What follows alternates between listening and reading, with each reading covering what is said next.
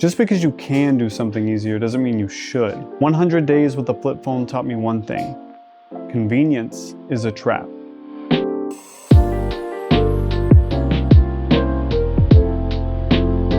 So if you haven't seen the first couple of videos that I did on this topic, I definitely recommend checking those out. But it's been a lot of getting used to the past 100 days, not because I can't live without a smartphone, but just because the world kind of makes it to where you can't live without one, in just a lot of different ways, and I'll get to those. But yeah, it's just not been as easy as I had hoped. But I mean, I'm still going strong, just so we're clear. I haven't switched back or anything. I'm still using my flip phone, it's still going well, but there's just a lot of things in the world that kind of require a smartphone, or at least make it seem like they require one. First thing is actually at my last job, because I recently got a new job, but at my last job, there was a class I had to come to. And when I got there, these ladies were like signing us in at a table, and they had QR codes, and they said, scan this QR code to sign in.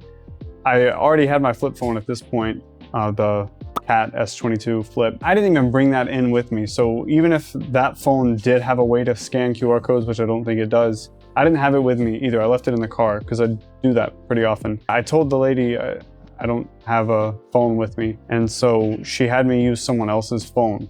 But the point is, there was no other way to do it for them, I guess. I couldn't sign a paper or do it on like a work computer or something, you know, I don't know. It just seemed weird that it was like, that's the way to do it, is to scan a QR code with a phone. So that's annoying. Things like that are definitely annoying. But then that gets into my new job. I do work from home now, but the problem with this job is we need a authenticator app to sign in every morning, and usually it's for multiple different sign-ins, because I got to sign into the work laptop and then sign into the main website and then maybe a few other systems. I don't know. I guess the thing is, I'm still able to use an app to sign in because with the Cat S22 Flip, like I said in my last video or the first video, it does have the capability to download apps and run them. It's just, you know, slower, obviously a way smaller screen, but in this case, it definitely works just fine. But I just think, like, if I didn't have this flip phone, like what if I did go with a Motorola or something like that, or even a light phone, you know, then what would I have done? Point is, just too many things requiring the use of a smartphone. I just got lucky with this one. But I say all that to kind of make the point, you know, things have become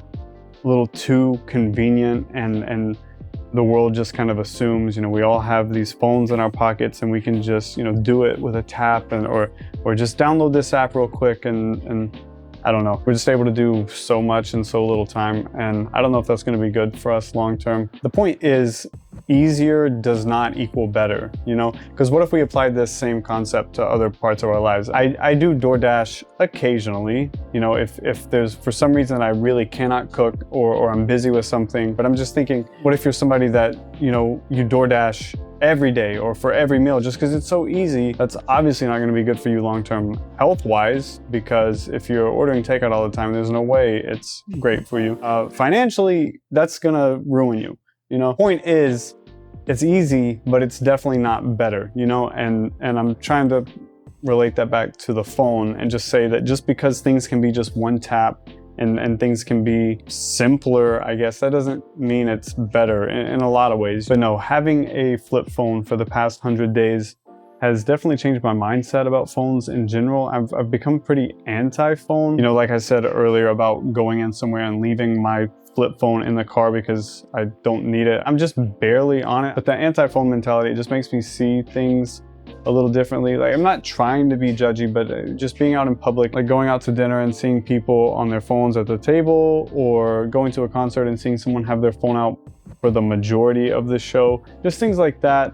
Things that maybe I didn't pick up on as much before. And it does make me feel, I mean, a little sad, I'm not gonna lie, just because I know what it felt like to be in that position and just kind of be glued to a phone. I just want to see less people be affected by that. And I'm not trying to sound like a doomer or anything. Obviously, I know that there is hope. Seeing the comments on my, you know, my first video especially, and the second one too, there was just a lot of positivity, and I saw a lot of people wanting to make the change, a lot of people that had already made the change, and it's just, like, honestly really heartwarming to see. Yeah, I really hope more people can join in, because it's been nice so far.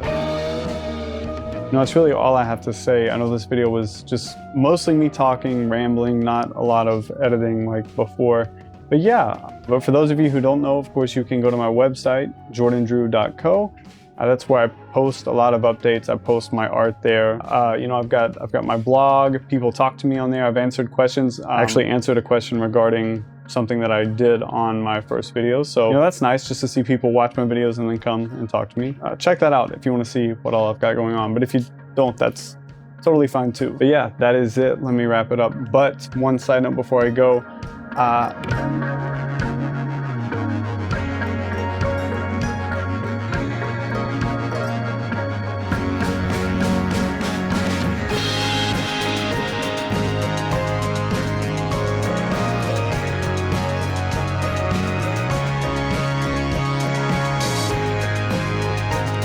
I'll see you next time.